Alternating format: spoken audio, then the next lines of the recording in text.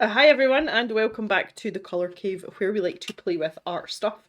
My name is Jem and as you can probably tell I am substantially under the weather and most of you will know this already. This has been going on for a ridiculous amount of time now and I'm just not feeling any better.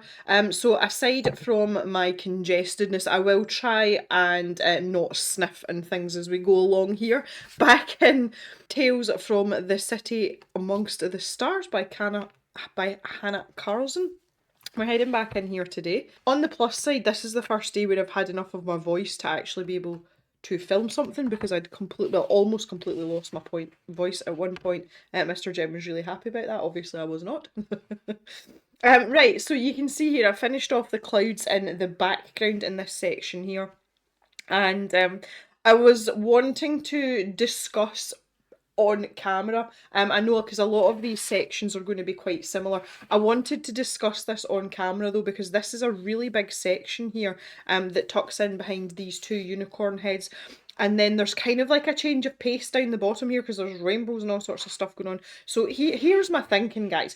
This big section here I want to make very similar to what we had done here. So same pencils, same technique. However, I just get the feel of this double page. These, what I'm calling active clouds, so lots of stars and lots of separate little sections of fluffiness. These seem to start quite narrow and they like spread out as they come back here. So think of a dust trail behind, you know, a set of galloping animals in the desert or you know, on a ranch or whatever. That's kind of the feeling I'm getting. So what I wanted to do was use the grey colours that we've been using before in this section and up here in this top section. But these ones down here, I want to bring in the other colours that we talked about in the last video, so the blue purpley colours.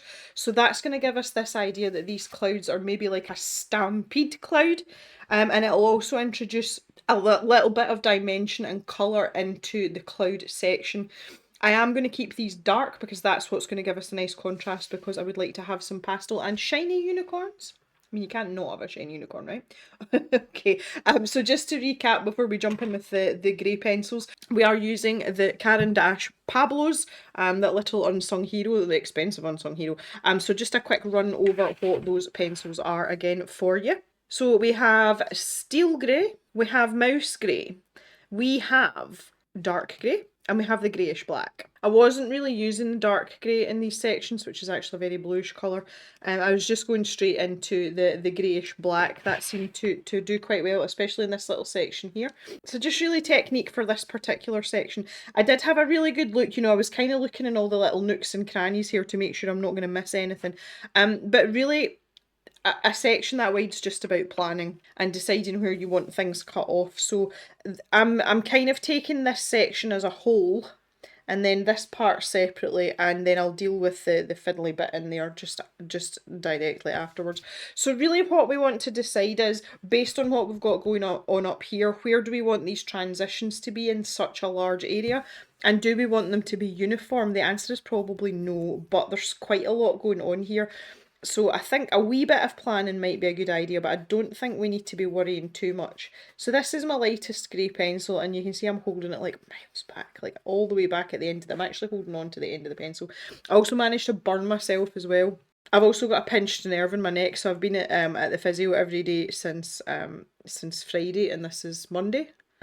So yeah, things are going really well for me, and obviously I'm supposed to be travelling. The reason I'm filming this is because I'm supposed to be travelling this week, and if I am still this sick by Wednesday, I will be going nowhere. So things are not good, guys. Like Jem's falling in bits here. Right, okay, so I think I'll maybe make this transition underneath the horn, the unicorn horn. Is there another name for it? Is it just called a horn? So I've got the mouse grey here. So that was our middle colour last time. So maybe like there. Or do I want this much higher up? No. I think with this part you have to make the decision whether you want to go above the horn with the mouse grey or underneath. And I think I would like to take it to just underneath. So maybe like there would be a good place. Bring some of that in. And then I want this dark colour. So I'm going to be brave. I'm just going to go straight in with the greyish black. I want that here. I'm going to take it up because I don't want this to be like a straight line across here. And I'm going to use that down in there and obviously in this section here as well. Okay, so I'm going to start off here back with my latest pencil and get a layer of that down. And again, I've not sharpened my pencils for last time, I've done nothing with them, just let them be. This is quite a delicate colour, so we're going to have to build this up gradually. Yeah, I have to admit, I'm feeling pretty crappy. By the time you've seen this, we will have had our live stream, which I postponed until the Monday. So I'm hoping that some of you were able to join me at this point, or some of you have watched the replay. I have no idea what sort of staying power I'm going to have at this juncture. So yeah, that'll be fun. I would love to know where all this has come from, because I'm generally not a person that gets sick very often, and I've just had this run of like stuff. And I'm assuming I'm just run down. But one of the things that gives it away for me is I had a cold sore, and cold sores are something that I tend to get when my immune system's low. Either that or really bright sunlight, and it's definitely not been that because it's been done nothing but rain here. I didn't feel particularly stressed or run down though, that's the thing. But I feel as if I've just been hit by a bus. And at one point I actually thought I had COVID, but I don't have COVID. So I'm not entirely sure what is going on with my body. All I know is that it's really not happy with me. And I've been trying to look after myself, so I'm kind of like indignant about it. Like, how dare you be sick? We're supposed to be going and having some fun. Like, you can't be sick now. So yeah, I don't really know what to do myself, honestly. Right, I have switched here to the mouse grey now. And I'm going to start to create this area where I'm going to blend these colours together. So I need to get a little bit more pencil down before I do that. So there, this soft edge here, there was really, really soft circular motions there. And we're just going to do the same with the steel grey now. So the other thing as well is I'm not really getting any privacy or any peace to die quietly. We're in this sort of gauntlet of tradesmen just now, and this is for our lounge because we haven't had a lounge more or less since we moved in. There was so much work needing done to it. So I've got tradesmen coming in all over the place. The window guys were here most of the week last week, and obviously that was very intrusive because they replaced all the windows, so they were in every single room in the house, and I could really have done without that, especially the last couple of days with my shoulder. All I wanted to do was like lie flat with no bra on. You can't exactly be doing that with these workmen wandering about. That might have been too much information for some of you. I'm terribly sorry. It's purely mechanical though. If your bra strap's digging into your shoulder, and you've got a pinched nerve in your neck, that's not a really good combination. So yeah, it was a bit stressful last week, I have to admit. The guys that fitted the windows though were lovely. Like, they were really, really nice guys. I couldn't have asked for nicer guys to be in the house when I was feeling crappy. But it's just a lot. Jock found it a lot as well because there was a lot of banging going on. So yeah, we've got a lot of tradesmen jumping about, but we need a living room. Our sofa is due to be delivered, I think maybe the 2nd or 3rd week in October, and like we've still got the entire room to plaster and whatnot. So we have a lot of stuff to do, and obviously me going away in the middle of it doesn't help. But this was planned quite some time ago, so just have to get on with it. So that's it. That's where we're at the moment. So we're not in great shape, truthfully. I feel like I want to bring a little bit of the mouse grey a bit further up. See, just in this, I don't know why. I just feel like I want to bring it up in here just to make it interesting, because this feels like quite a large area. So if I kind of like hammer it down in there like that. So yeah, I've been trying to not overexert myself. Obviously can't use my spin bike with a pinched nerve in my neck because you're leaning on handlebars at times, and generally, tensing things up a lot. So that's kind of gone by the wayside this week. Again, not like that keen on doing that with workmen in the house anyway. So I've really just been keeping a low profile. I have been playing a lot of Dreamlight Valley, Disney Dreamlight Valley, just because I've got that on the Switch and I could play that propped up in the chair or in bed. I've not been able to sit in my office chair for very long at all, for a couple of days. I'm fine now, I'll be able to sit here for the duration now, but for a few days there it was just like an absolute no. So it's caused a significant amount of inconvenience, this whole situation. But yeah, the other thing I did as well, we're just talking about gaming, I've been playing a little game called Blanc. And even if you're not like a hardcore gamer, as an artist, it's a hand drawn game, and it's all drawn in black pencil or and graphite. It's visually a stunning but very simple game, and it's kind of a puzzle based game. So Thea had actually gifted me that at one point. So I finished that again just because I was kind of sat still, not really been able to do anything, not really been able to speak much. So I finished that as well. What a charming little game. So again, maybe if you're like a casual gamer, or you know, you maybe just pick something up every now and then, I would highly recommend it. It's not a particularly long game. But the puzzles are challenging, and there's not too much peril or danger in it.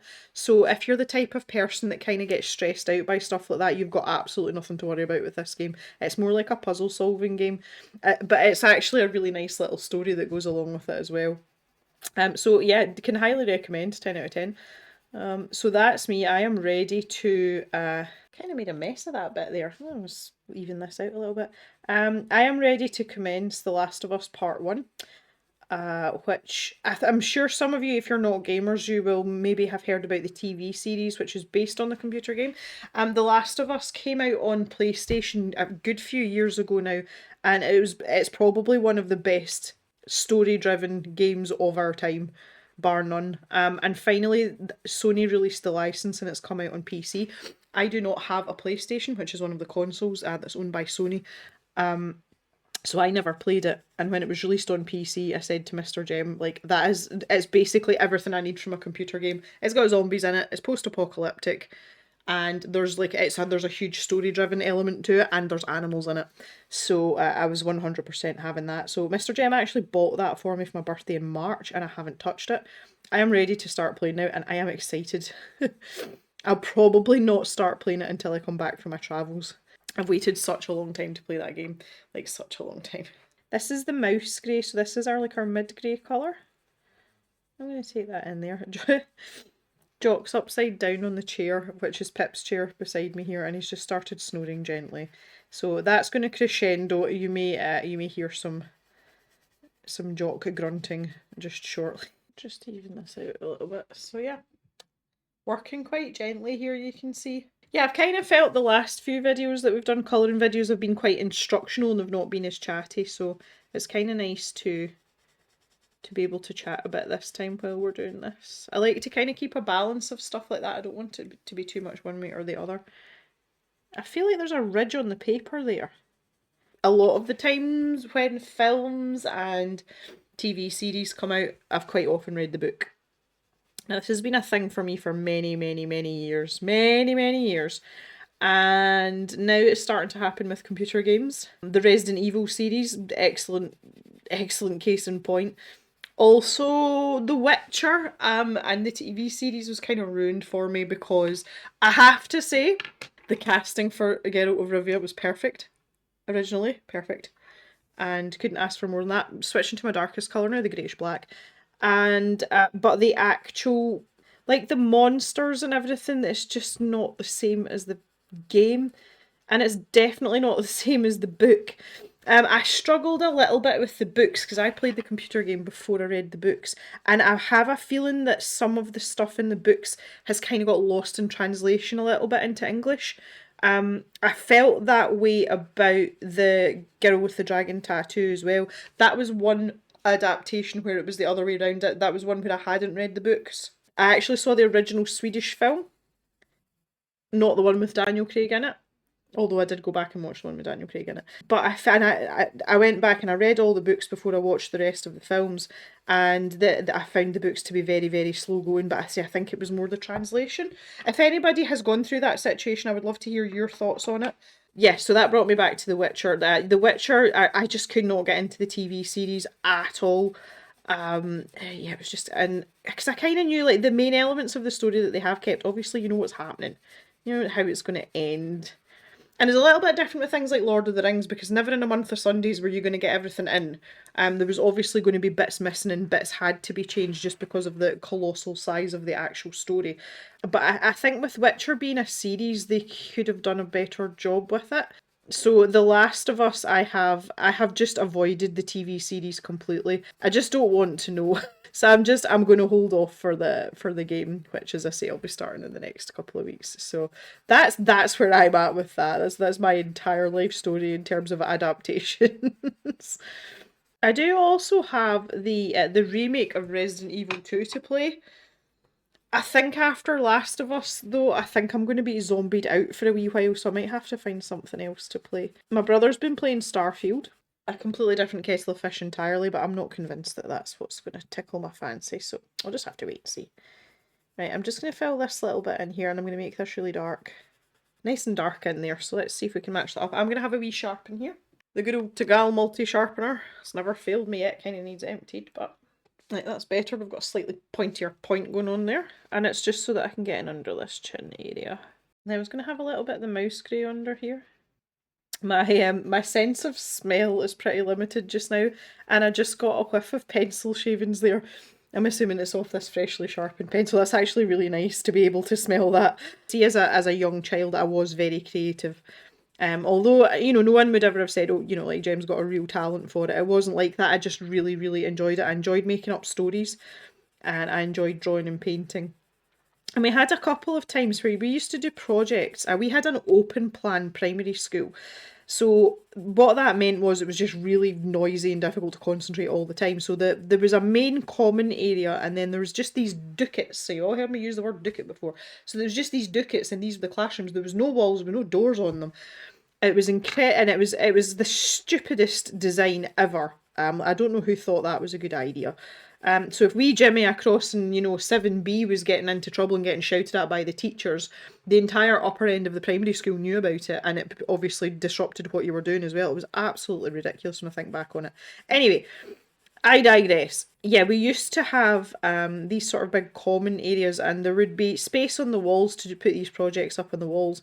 And there was a couple of times wherever it was I had, whatever it was I had come up with, my idea was used on the wall.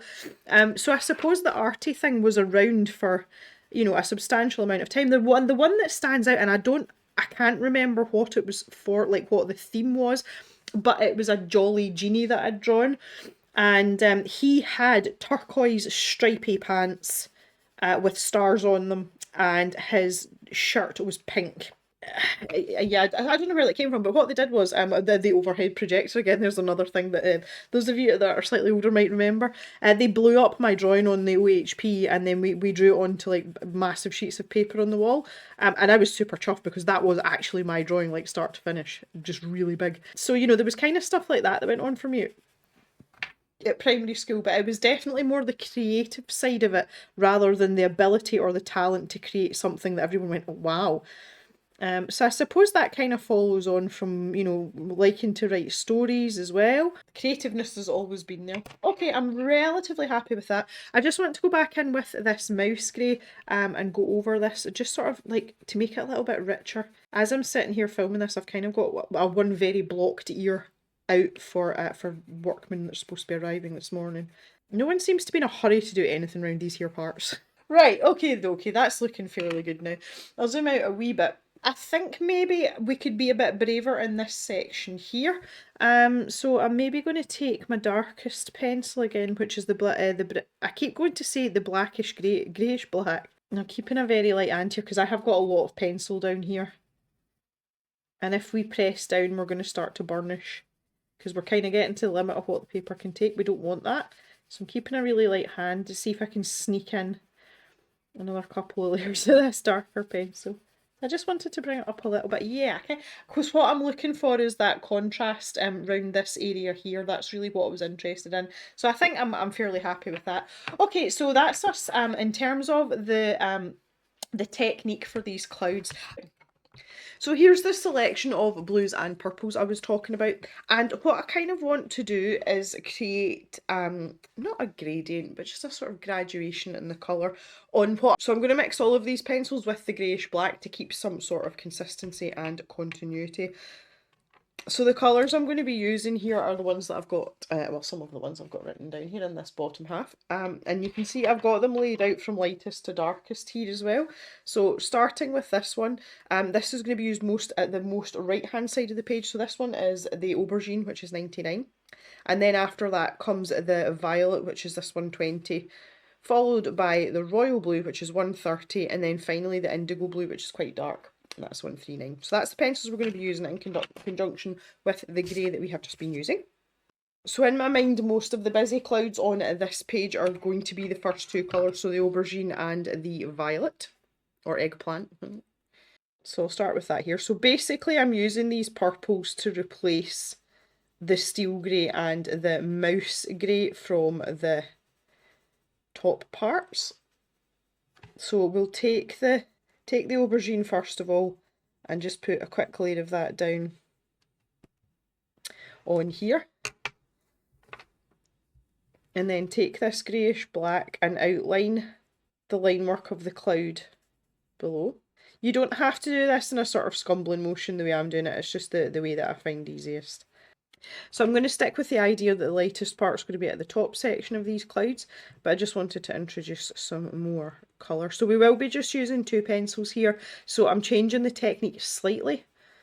Not terribly so, but slightly. And I really want more of the colour opposed to the grey in at the bottom of the cloud. I'm just really using this greyish black to deepen this down and darken it, rather than to make the bottom of the cloud grey. So I'm in with my aubergine pencil here, and I'm building on top of that sort of liner layer of scumbling that we did there. And I'm basically going to alternate between these two pencils. I'm trying really hard not to sniff here while I'm doing this. You can hear I'm still quite congested. It's just gotten steadily worse. Right, okay, yeah, so if we jump back and forth now, so I'm just keeping a light pressure and I'm kind of like just going back over the same area. But what I'm trying to do here is keep a nice balance between the grey and the aubergine in the darker parts so that it doesn't look too grey, but also that it doesn't look too aubergine, because if it looks too aubergine it will be very light, because this is quite a light colour. Again, if I just refer back to my swatch here, you can see that it is a light colour, so that's why we're using the two in conjunction, in tandem with each other. And as I say, if you keep your layers light here, you can always go back if you feel you want it more purpley, or if you want it more greyer, then you've got that option. But for these initial layers, I would stick with sort of half and half, you know, one purple, one grey. So I'll start build up this aubergine elsewhere now. So we're getting this really nice contrast because this section's super dark. There's going to be a really nice edge to some of these clouds as well. So you can see there I'm starting to get somewhere with this bottom section now. Okay, so I feel for the moment at this initial stage that's deep enough. So I'm going to stick with my aubergine now and begin by going back over the grey that I've put down. I may want to darken this down more once I've done some of the surrounding areas. Again, I've talked about this before, but contrast and the way that we perceive colour is subjective. It depends what it's adjacent to. There's been a lot of memes on the internet of late about the colour of a pair of shoes or a dress, and some people see one colour and some people see another. A lot of that is to do with what is adjacent to. Okay, so you can see here we're getting really, really good colour. Now I do want to keep these clouds as dark and moody as possible, so my light edge along the top here is going to be absolutely minimal. It's going to be next to nothing. And when we get to use some of the other purples, the darker purples, I'm going to use this aubergine as the lightest edge. There'll be no white of the paper at all. I'm just going to work my way around this section out and darken it down till it all looks like this. Okay, relatively happy. I don't feel as if there's enough grey here, so I'm going to go back in and just add some of that in, pull it up a little bit further. So this is a really safe way of doing things. Obviously, if you're uber confident, then go for it the first time round. I always like to have the option because sometimes I can change my mind fairly quickly, and I rarely plan out, you know, with precision what I'm doing with these pages. So to have the option Always suits me better. But if you're absolutely sure, or as I say, you're just super confident, then off you go. You know, you can do that on the first go round if you like. So with these two little clouds here, we'll keep it simple with the violet pencil this time.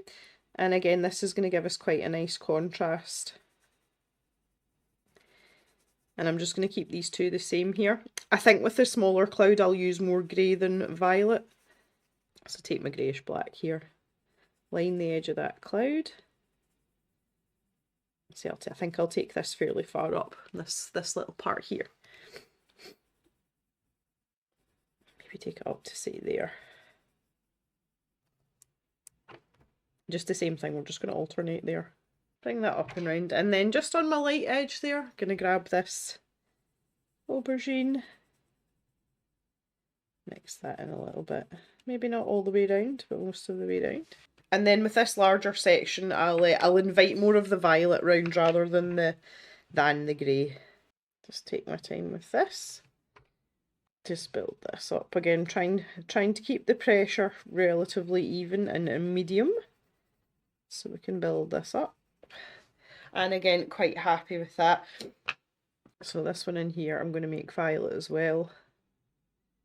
So you're starting to get an impression now of what this sky is going to look like. You know, we do want it moody. We want a moody dark sky, and all that's going to do is make our unicorns more delightful and light. And this is the thing about doing stuff like this. Sometimes it's taking the time over the other areas rather than the focal point that makes the focal point. Not always, but in this instance, you know, that what we do with the background is going to have a greater impact on what we do with our unicorns than just the unicorns themselves. This is an instance where the background very much is supporting our main characters, if you like. It's a good way of putting it. Okay, so I am away travelling after this, so when we come back next Thursday, I am hoping to have this section of clouds finished, and then we can take a look at our unicorns next time round. But that gives you an idea of where I'm going. And really for this section, I am just sticking with those three pencils. We will bring in the royal blue and the indigo blue when we tackle this side a bit later on down the line. But that's it. I'm quite happy with that just now. It's going the direction that I want it to go in. I hope you have enjoyed this today. I've soldiered my way through. I'm starting to feel quite congested now. I think I need to go for a lie down. And I think this is going to be a beautiful picture when we're finished. So thanks very much for coming and hanging out. I really appreciate it. And I will see you back in the cave on Sunday for another video. So have a great day, everyone, and bye-bye for now.